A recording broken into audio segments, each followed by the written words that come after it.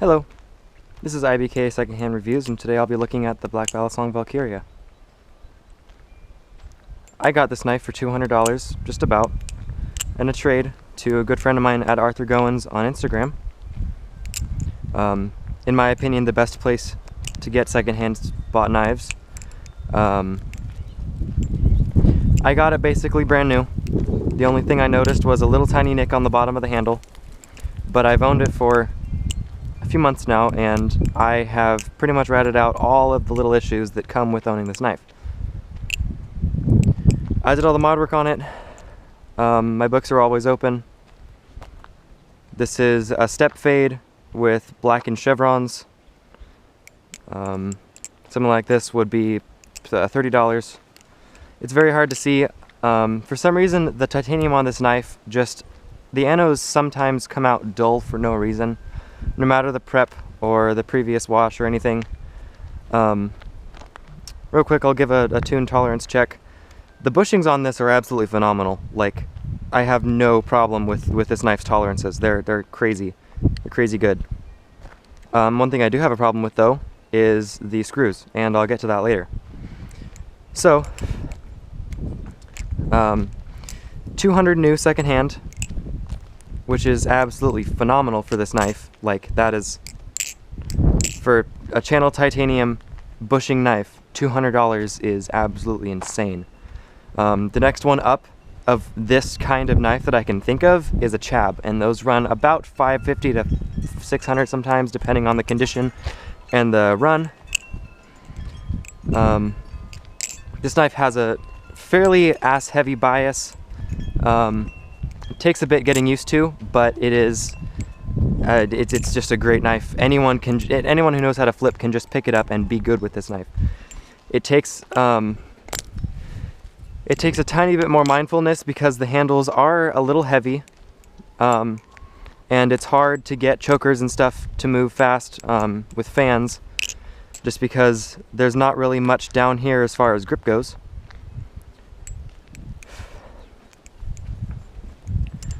And so you can get these new from @DirtyD on Instagram, @DIRTEEDEE, at least I think I spelled that right. I'll leave a link to his Instagram account in the description. Just DM him. And yeah, so as far as build quality goes, this is an extremely solid knife. No tap whatsoever. Very little play. And this is going to be a permanent part of my collection. It's kind of become my guinea pig for trying out new ano ideas. So, as far as I know, grade 5 titanium handles and a D2 blade steel. So because it's D2, at least in the more humid regions of the, planet, you're going to need to oil the blade every now and then to make sure it doesn't rust, because D2 loves to rust. It's slightly higher carbon steel than most. This blade is black washed on all of the secondary angles, and I did a satin on the flats, just because I love two-tone blades. So yeah, no tap, no play, no nothing. Straight out of the box. It's an absolutely great knife for the price. Value is unbeatable in my opinion. BlackBalisong is the manufacturer. They created the Depurge, the Ribola, and the newly released Xolo, or Zolo, depending on how you would like to pronounce it. In my opinion, BlackBalisong is a very, very underrated maker. They have done some incredible knives for stupidly great values. Like, the Xolo is in the lower range as well. The Depurge was basically just a titanium replicant for, almost sub 200 prices sometimes. The Ribola, it was a very hit or miss knife, I think, as far as the Instagram community goes. A lot of people loved it, but some thought it was too thick, so then they released a mod called the Diet Kit for the Ribola. That made it much more flippable. I've never touched one, sadly. I'd like to in the near future, but as things are going right now, I probably won't get to for a while. Yeah. So anyway, BlackBalisong is based in Mexico, meaning they only really have access to metric sized screws. And cheap Chinese metric sized screws are usually very soft steels. And if you don't have a good driver, you will strip them eventually and you will need a new set of screws. Dirty D sells hardware kits for this knife specifically for $25.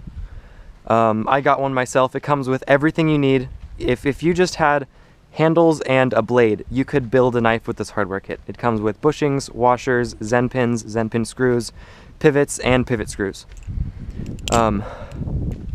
Now the oil that I like to use with this knife, I've got a few different lubes, but the one I like to put on this knife is my Watch Me Bleed X knife lubricant. He is my sponsor. He sent me this in a trade a little while ago with a knife before I was sponsored by him. It's a little bit heavier than KPL, but it is absolutely, I love it. I love the sound it makes. I haven't oiled this knife in a little while, so I'm just gonna put some drops above the pivots real quick so you can hear it. Great thing about thick bushing knives is the bushings like to soak up all the oil and make just an amazing sound. Something you can't really get with just washer or bearing knives. Now I know the sound quality on my GoPro is not the best, but it's something. It sounds like if a Thai replicant and a Triton had a baby. That's what this knife sounds like in person. When the Zen pin screws are totally torqued down, it is extremely ringy. It likes to ding and bounce a lot. It's not the bounciest knife. It's not nearly as bouncy as a Rep or a Hom, but it's got enough to sound nice and be extremely satisfying during closings. As far as durability goes, grade 5 titanium and D2 are, well, I mean, pretty much top of the end. You could get better than D2, but you can't really get any better than grade 5 titanium unless you're going into, you know, crazy shit like titanium Damascus or zirconium. I think that's pretty much gone over everything. Here's just some flips in the next segment.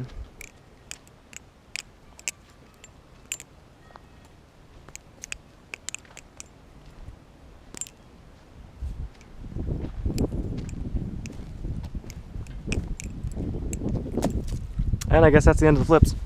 Cool. So I will tag at BlackBalisong in the description along with Dirty D.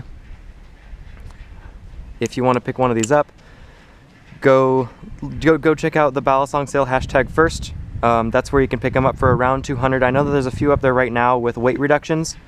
Basically, people drilling pits in the bottoms of the handles to make the handles a little bit lighter and make the knife more neutral, but I love the ass-heavy aesthetic of this knife. It is just, it will sling. Now this knife does sound absolutely great with, you know, a heavy drop of lubricant and really tight tolerances, but honestly,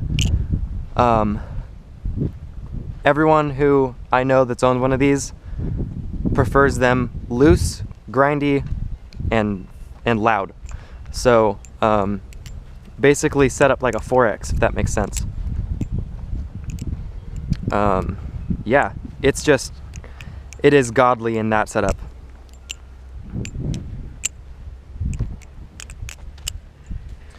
Well, this was secondhand reviews by me, IBK Knives, or IB Knives, whatever you want to say.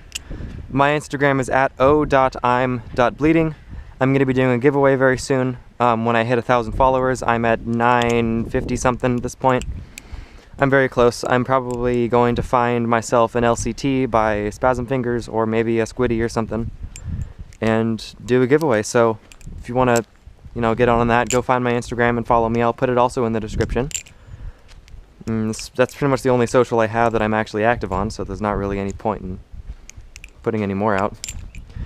As soon as, you know, I reach monetization limit for subscribers, I will be able to start putting money back into the channel, basically.